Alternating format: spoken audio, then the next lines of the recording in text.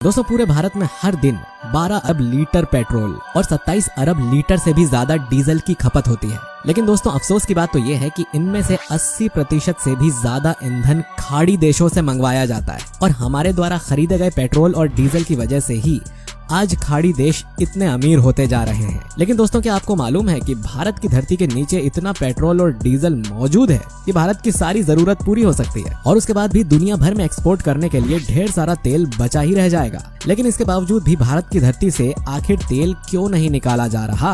आखिर इतनी ऊंची कीमत पर खाड़ी देशों से हम पेट्रोल और डीजल जैसे ईंधन क्यों खरीदते हैं? आखिर हमारी धरती के नीचे जो पेट्रोल और डीजल मौजूद है उसे वैसे ही क्यों छोड़ दिया गया है? आज के इस वीडियो में हम आपको इस बारे में बहुत डिटेल में बताने वाले हैं कि खुद की धरती के नीचे लाखों अरबों लीटर पेट्रोल और डीजल होने के बावजूद भी हम दूसरे देशों से पेट्रोल क्यों खरीदते हैं। खाड़ी देशों को इस बात का शक हो गया था कि इजराइल को अमेरिका सपोर्ट कर रहा है और ये दौर था साल 1970 के दशक का। उस वक्त अमेरिका में जितना भी पेट्रोल और डीजल खर्च होता था वो सारा सिर्फ खाड़ी देशों से ही खरीदा था। यही वजह है कि खाड़ी देशों ने अमेरिका को सबक सिखाने के लिए अमेरिका को अपने देश से पेट्रोल और डीजल बेचना बंद कर दिया। अब आप अंदाजा लगा सकते हैं कि अगर अचानक से आपको कोई बहुत ही इम्पोर्टेंट चीज जो आपको दी जा रही थी बंद कर दी जाए तो स्थिति कितनी गंभीर हो सकती है। शायद आपको यकीन नहीं हो लेकिन साल 1970-74 के दौरान अमेरिका में पेट्रोल की कीमत 400 रुपए प्रति लीटर से भी अधिक हो गई थी। अमेरिका समझ चुका था कि इसका इलाज बहुत जल्दी करना पड़ेगा, क्योंकि अगर हम किसी भी चीज के लिए,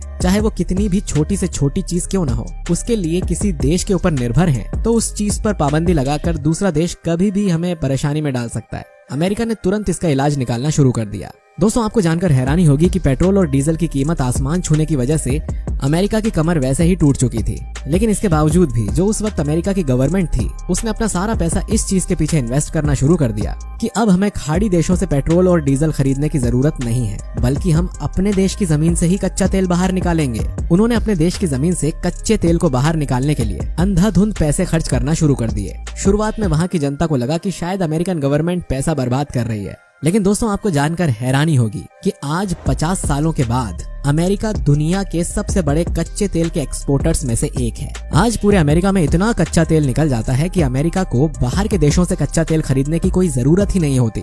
यहाँ तक कि उसके पास इतना ज्यादा कच्चा तेल है कि वो दुनिया भर के और भी देशों को कच्चा तेल बेचने का काम कर रहा है। दोस्तों अब एक बार आप अंदाजा लगाकर देखिए कि अमेरिका एक विकसित देश था जिसके पास पैसों की कोई कमी नहीं थी। यही वजह है कि खाड़ी देशों के प्रतिबंध लगाने के बाद भी अमेरिका ने अपने आप को संभाल लिया। लेकिन हमारा भारत जो अभी विकासशील है, अगर किसी भी वक्त खाड़ी देश भारत से किसी तरह की दुश्मनी का बदला लेते हुए कच्चे तेल का एक्सपोर्ट करना बंद कर दे तो ऐसी स्थिति में हमारे भारत का क्या होगा? क्या भारत को इस दिशा में नहीं सोचना चाहिए? इस बारे में आपका क्या कहना है? आप हमें कमेंट करके जरूर बताइए। और अब हम आपको बताते हैं कि हमारे भारत की धरती के नीचे कितना कच्चा तेल मौजूद है। शायद सुनकर आपके लिए यकीन कर पाना मुश्किल हो जाए। दोस्तों आपकी जानकारी के लिए हम आपको बता दें कि जब भी कच्चे तेल को हमें जमीन से निकालना होता है तो वहाँ पर बहुत ही गहराई तक छेद करना पड़ता है और ऐसा करने के लिए हमें सरकार की इजाजत लेनी पड़ती है। और अगर गवर्नमेंट के ऑर्डर की बात करें तो अब तक भारत सरकार ने पूरे भारत में लगभग 400 ऐसे पॉइंट को तैयार किया है जहां पर कंपनी को इस बात की इजाजत दी गई है कि उस जगह पर कच्चा तेल निकालने के लिए जमीन में छेद किया जा सकता है। लेकिन दोस्तों क्या आप यकीन करेंगे कि आजादी के इतने सालों तक भी भारत में सिर्फ और सिर्फ 15 ऐसी जगह हैं जहां पर सरकारी या फिर प्राइवेट कंपनी के जरिए जमीन में छेद करके कच्चे तेल को निकालने का काम किया गया है। अब आप अंदाजा लगा सकते हैं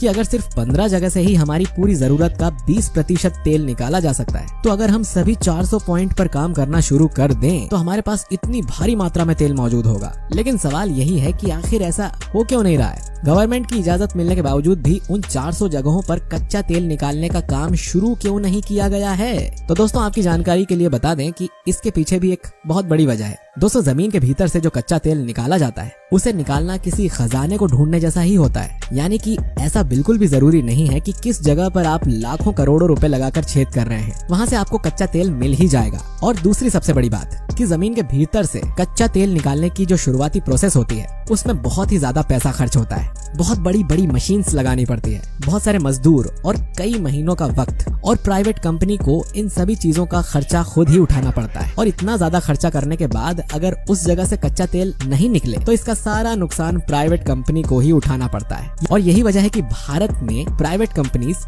नए तेल के कुओं को ढूंढने से पीछे भागती हैं। और दोस्तों गवर्नमेंट ने एक नियम बनाया था कि अगर कोई बाहर से प्राइवेट कंपनी भारत में आती है और यहाँ पर कच्चा तेल ढूंढने का काम करती है तो उसके लिए उस बाहरी कंपनी को भारत के किसी प्राइवेट कंपनी के साथ साझेदारी करनी पड़ेगी। हालांकि मोदी गवर्नमेंट के आने के बाद मोदी सरकार ने इस नियम को हटा दिया और अब के नियम के अनुसार कोई भी बाहरी कंपनी भारत आकर सीधा अपना काम कर सकती है। लेकिन अब बाहरी कंपनियों को यहाँ पर एक नई परेशानी का सामना करना पड़ता है और वो ये कि यहाँ पर गवर्नमेंट डायरेक्ट उन कंपनी से 20% का टैक्स वसूल करती है। ऐसा नहीं है कि जब उनका कच्चा तेल बिकेगा तभी टैक्स देना होगा। यहाँ पर भारत सरकार का सीधा हिसाब किताब है कि अगर आपने 1 अरब रुपए का कच्चा तेल निकाला है तो उसका 20% यानी कि 20 करोड़ रुपए आपको उसी वक्त गवर्नमेंट को देना होगा, चाहे आपका कच्चा तेल बिके या फिर ना बिके। यही वजह है कि नया नियम आने के बावजूद भी बाहरी कंपनीज भारत में आकर कच्चे तेल को ढूंढने का काम नहीं करना चाहती हैं। दोस्तों, अब आप में से कुछ लोगों का सवाल होगा कि अगर प्राइवेट कंपनीज ऐसा नहीं करती हैं, तो फिर भारत में सरकारी कंपनीज ऐसा क्यों नहीं कर रही हैं? तो दोस्तों, आपकी जानकारी के लिए बता दें कि भारत में कच्चे तेल को निकालने के लिए जो सरकारी कंपनी है उसका नाम है ONGC।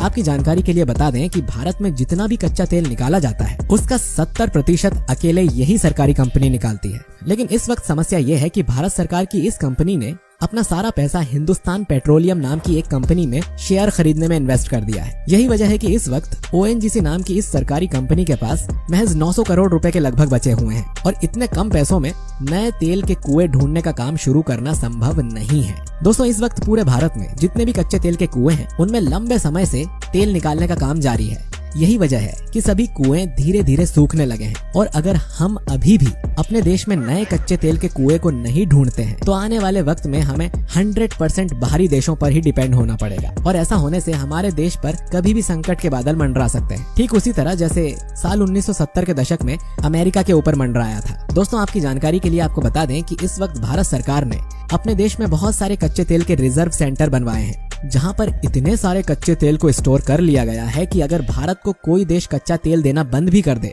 तो भारत आराम से 90 दिनों तक अपनी सारी डिमांड को पूरी कर सकता है। लेकिन दोस्तों, अगर हमारे भारत में उन सभी 400 पॉइंट्स पर अगर कच्चे तेल को ढूंढने का काम शुरू कर दिया जाए तो आप अंदाजा लगा सकते हैं कि इससे हमारे देश में कितने ज्यादा पैसों की बचत होगी और हमें दूसरे देशों से तेल आने और ना आने की समस्या से भी निपटारा मिल जाएगा। खैर, इस बारे में आपका क्या कहना है? आप अपनी राय हमें कमेंट में जरूर बताइए। वीडियो अच्छा लगा है तो इसे लाइक, कमेंट, शेयर जरूर करिए